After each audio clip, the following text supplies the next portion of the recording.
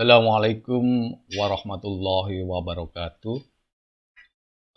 Kali ini kita akan membahas bagaimana kita bisa merumuskan sebuah hipotesis ya. Karena bagaimanapun juga rumusan hipotesis yang bagus akan memberikan sebuah arah yang bagus terhadap kegiatan penelitian yang akan kita lakukan. Oke. Ada beberapa hal yang harus kita pahami terlebih dahulu sebelum kita membahas tentang secara detail apa itu hipotesis. Yang pertama adalah apa itu hipotesis. Jadi kita harus paham terlebih dahulu apa yang akan kita buat nantinya. Jadi hipotesis itu merupakan sebuah proposisi, sebuah anggapan atau sebuah bentuk pernyataan yang nilai kebenarannya itu bisa benar bisa salah. Dan itu biasanya dijadikan sebagai dasar awal di dalam membuat sebuah keputusan atau memecahkan persoalan untuk kita lakukan penelitian, keberlanjutan ke penelitian kita. Jadi hipotesis itu adalah pernyataan awal yang kita buat berdasarkan identifikasi terhadap permasalahan-permasalahan yang akan kita pecahkan. Kemudian yang kedua adalah uji hipotesis. Ini adalah sebuah cabang dari statistik inferensi ya, yang digunakan untuk menguji kebenaran suatu pernyataan secara statistik. Jadi ini ada hubungannya dengan hipotesis yang kita buat. Ketika kita sudah merumuskan sebuah hipotesis atau sebuah bentuk pernyataan, maka kita bisa menguji hipotesis tadi. Dan itu dikatakan sebagai uji hipotesis. Tujuannya adalah menetapkan suatu dasar sehingga dapat mengumpulkan bukti di dalam menentukan sebuah keputusan nantinya. Apakah nanti hipotesis itu ditolak atau diterima. Jadi ketiga hal ini itu saling berkaitan antara hipotesis, uji hipotesis, dan tujuannya. Oke. Kemudian bagaimana kita bisa membuat yang namanya sebuah hipotesis yang baik. Jadi ini adalah ciri-ciri dari hipotesis yang baik. Ciri-ciri dari hipotesis yang baik adalah, yang pertama adalah hipotesis yang baik itu dalam bentuk kalimat pernyataan deklaratif. Jadi bukan sebuah kalimat pertanyaan, misalkan seperti ini. Ada pengaruh antara gaji karyawan dengan kualitas hidup keluarganya, misalkan seperti itu. Itu adalah sebuah bentuk pernyataan. Bukan sebuah kalimat pertanyaan. Misalkan kalau ada kalimat pertanyaan kan, apakah ada pengaruh gaji karyawan terhadap kualitas hidup keluarganya, misalkan seperti itu. Itu adalah kalimat pertanyaan. Nah, itu bukan hipotesis yang bagus. Hipotesis yang bagus itu dirumuskan dalam sebuah bentuk pernyataan deklaratif. Kemudian yang kedua adalah hipotesis yang baik itu adalah sebuah bentuk pernyataan mengenai hubungan antara paling sedikit dua variabel. Nah, tadi kan ada dua variabel ya, antara gaji serta kualitas hidup. Itu dua variabel. Jadi menghubungkan dua variabel. Kemudian yang ketiga, hipotesis yang baik itu harus sesuai dengan fakta dan dapat menerangkan fakta. Jadi jangan berdasarkan sebuah imajinasi. Karena kalau kita membuat sebuah hipotesis berdasarkan imajinasi, maka itu nanti hipotesis kita itu tidak bisa kita uji. Karena kita akan kesulitan untuk mendapatkan sebuah data. Oke ya. Kemudian yang keempat itu hipotesis harus dapat diuji. Itu tadi ada hubungannya dengan yang ketiga tadi. Kalau hipotesis tidak dapat diuji, ya percuma kita membuat sebuah pernyataan ya. Itu berarti kita menyebarkan suatu berita yang bohong. Karena apa? Karena pernyataan kita tidak bisa kita buktikan. Istilahnya kan seperti itu. Kemudian yang kelima itu hipotesis harus sederhana, spesifik. Jadi tidak usah membuat kalimat hipotesis itu berbelit-belit. To the point. Rata-rata X lebih besar dari rata-rata Y, misalkan seperti itu. Gaji karyawan berpengaruh terhadap kualitas hidupnya, misalkan seperti itu. Cara belajar siswa berpengaruh terhadap hasil belajarnya, misalkan itu. Itu adalah pernyataan hipotesis yang sederhana, spesifik. Kondisi ini tidak akan pernah menimbulkan kesalahpahaman dalam sebuah bentuk pengertian terhadap hipotesis yang kita buat. Nah, itu salah satu tujuannya. Nah, kelima ini adalah ciri-ciri dari hipotesis yang baik. Oke. Kemudian ada beberapa macam hipotesis ya. Karena kita nanti tujuan merumuskan sebuah permasalahan adalah karena ada sesuatu pernyataan yang kita tidak setuju, kemudian kita membuat sebuah pernyataan baru. Artinya apa? Artinya pasti nanti ada sesuatu yang berlawanan dengan apa yang ingin kita buktikan. Nah, sesuatu yang berlawanan itulah atau sesuatu yang pernyataan yang akan kita sanggah itulah yang dikatakan sebagai bentuk pernyataan hipotesis nol. Jadi pernyataan yang diasumsikan benar kecuali ada bukti yang kuat untuk membantahnya. Jadi ini adalah pernyataan dari pihak kedua, kemudian kita ingin membantah pernyataan tersebut, sehingga kita membuat sebuah penelitian untuk membuktikan bahwasanya pernyataan dia itu adalah pernyataan yang salah. Seperti itu ya, ya. Sehingga kalau secara secara mudahnya itu pernyataan hipotesis nol itu sebenarnya adalah sebuah bentuk pernyataan yang kita harapkan ditolak. Karena yang ingin kita buktikan itu adalah pernyataan yang berlawanan dengan hipotesis nol. Nah, kemudian ciri yang kedua dari hipotesis nol itu adalah dia biasanya mengandung pernyataan sama dengan tidak ada pengaruh atau tidak ada perbedaan. Satu ya. Misalkan rata-rata X1 sama dengan X2. Kemudian X1 lebih besar sama dengan X2. Misalkan seperti itu. Kemudian cara belajar siswa tidak ada pengaruhnya terhadap hasil belajar siswa. Misalkan kemudian gaji karyawan tidak ada perbedaan antara laki-laki dan perempuan. Itu sebuah pernyataan hipotesis nol. Biasanya rata-rata menggunakan seperti itu. Dan itu yang akan kita biasanya ingin kita buktikan. Enggak benar itu kalau sama dengan. Oh, tidak benar kalau tidak ada pengaruhnya. Oh, tidak benar, pasti ada perbedaannya. Misalkan seperti itu ya. Nah, itu rumusan-rumusan hipotesis nol itulah yang rumusan yang kita harapkan ditolak sebenarnya. Oke ya. Nah, itu biasanya dilambangkan dengan H0. Itu hipotesis nol. Kemudian yang kedua, lawan dari hipotesis nol, yaitu hipotesis alternatif. Sebuah pernyataan yang benar jika hipotesis nol ditolak. Ini yang kita harapkan sebenarnya. Ketika kita melakukan sebuah bentuk penelitian, harapan kita adalah alternatif itu yang diterima. H0-nya yang ditolak. Karena apa? Karena kita sebenarnya adalah menyanggah H0. Kita ingin menyanggah H0. Dan ini kita buktikan. Misalkan seperti itu kan. Kita ingin membuktikan bahwasanya pernyataan orang itu adalah pernyataan yang salah. Kemudian kita membuat sebuah bentuk pernyataan yang berlawan dengan pernyataan dia, dengan mengumpulkan sebuah bukti, kemudian kita uji hipotesis tadi. Itulah yang dikatakan sebagai sebuah pernyataan hipotesis alternatif HA. Jadi, dua hipotesis ini selalu berlawanan, tidak ada irisan sama sekali, dan saling bertolak belakang. Ketika H0-nya ditolak, maka H alternatifnya yang diterima. Atau istilahnya gagal tolak H0. Kan seperti satu ya. Karena secara prinsip, tidak ada hipotesis yang diterima itu tidak ada. Yang ada itu ditolak atau gagal tolak. Ketika H0 gagal ditolak berarti yang mempunyai nilai kebenaran yang benar itu adalah H alternatifnya. Seperti itu ya. Tapi kalau H0-nya yang diterima ini gagal tolak berarti H0-nya yang benar, bernilai benar. Pembuktian kita salah. Pernyataan kita membuat pernyataan itu untuk membantah pernyataan tadi itu bernilai salah. Istilahnya seperti itu ya.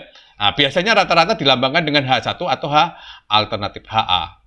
Nah, contoh dari pernyataan hipotesis alternatif itu biasanya berlawanan dengan H0. Misalkan kalau tadi H0 adalah rata-rata 1 sama dengan rata-rata 2, maka H alternatifnya adalah rata-rata 1 tidak sama dengan rata-rata 2. Atau misalkan kalau tadi rata-rata 1 lebih besar sama dengan rata-rata 2, maka di sini biasanya menggunakan rata-rata 1 lebih kecil dari rata-rata 2 atau rata-rata 1 lebih besar rata-rata 2. Jadi biasanya selalu berlawanan dengan H0. Oke, misalkan suatu contoh rumusan-rumusan dari sebuah hipotesis ya. Misalkan ada hipotesis 0 rata-rata 1 sama dengan rata-rata 2. Maka kita bisa merumuskan hipotesis alternatifnya. Rata-rata 1 tidak sama dengan rata-rata 2. Jadi ini selalu berpasangan ya, antara H0 dan H1 dan berlawanan. Kemudian contoh berikutnya rumusan H0-nya misalkan biaya iklan tidak berpengaruh terhadap kinerja penjualan.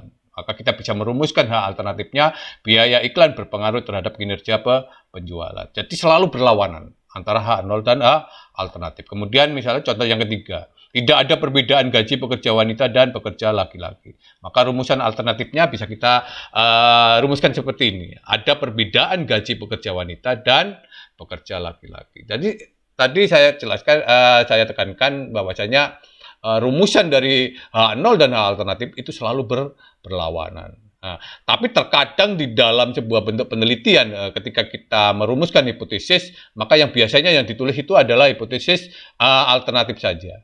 Biasanya seringnya seperti itu. Jadi ketika kita merumuskan sebuah hipotesis dalam sebuah penelitian, boleh juga seperti itu kan ya. Kita rumuskan hipotesisnya itu adalah rumusan biaya iklan berpengaruh positif terhadap kinerja penjualan misalkan seperti itu. Nah, itu berarti kita ingin membuktikan H alternatifnya itu. Berarti H0-nya apa? Berarti H0 itu tidak berpengaruh. Karena kita menginginkan bahwasanya biaya iklan itu berpengaruh terhadap kinerja penjualan. Itulah hipotesis alternatif. Seringkali di dalam sebuah proposal penelitian itu yang dicantumkan itu hanya H alternatifnya saja. Itu boleh seperti itu kan. Oke. Nah,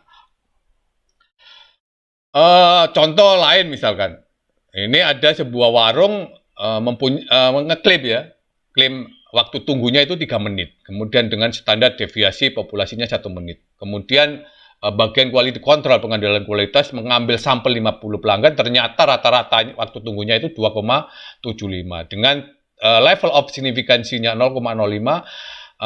Apakah rata-rata waktu tunggu bisa dikatakan kurang dari 3 menit misalkan seperti itu. Bagaimana kalau kita mempunyai sebuah bentuk permasalahan seperti ini dan rumusan hipotesisnya bagaimana? Maka seperti itu.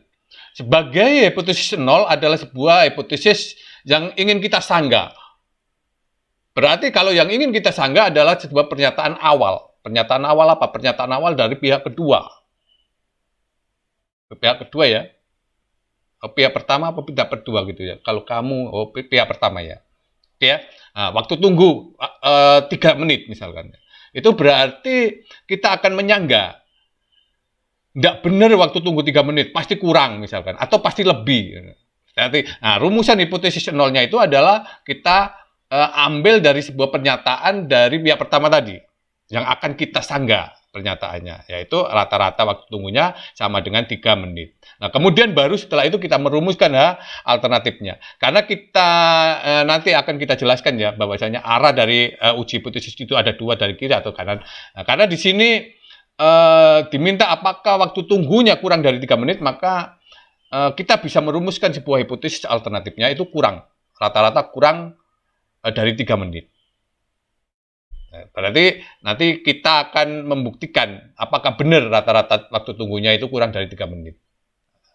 Untuk menyanggah pemilik warung tadi yang mengatakan bahwasanya waktu tunggu pelanggan 3 menit. Oh, ternyata kalau nanti H0-nya itu ditolak, berarti alternatifnya yang mempunyai nilai kebenaran. Ternyata benar waktu tunggunya kurang dari 3 menit.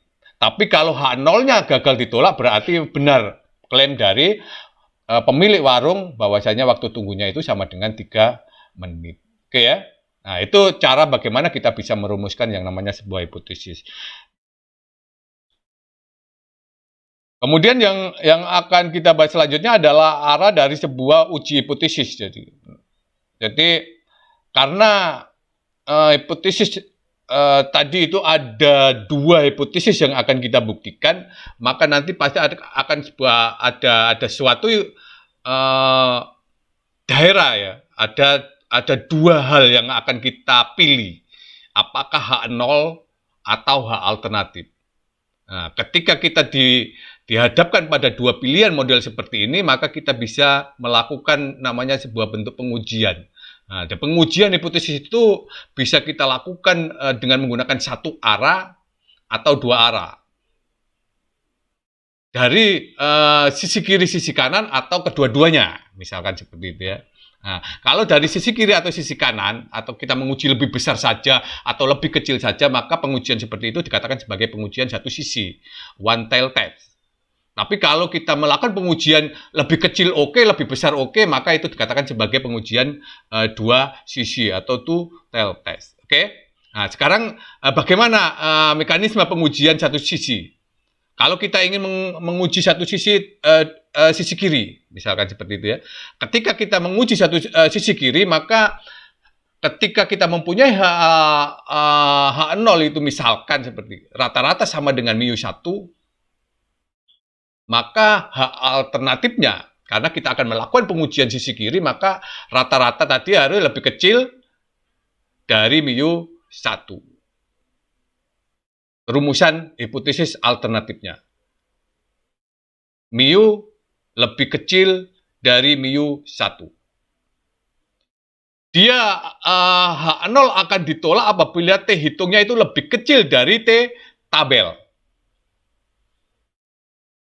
Oke? Jadi ketika kita melakukan pengujian dari satu sisi dan yang kita gunakan adalah sisi kiri itu ini satu ya, sisi kiri, maka rumusan H alternatifnya adalah mu lebih kecil mu 1. Dan H0 ditolak jika T hitung lebih kecil dari T tabel. Jadi nanti nilai T hitungnya itu ada pada posisi sini. Pada posisi merah ini.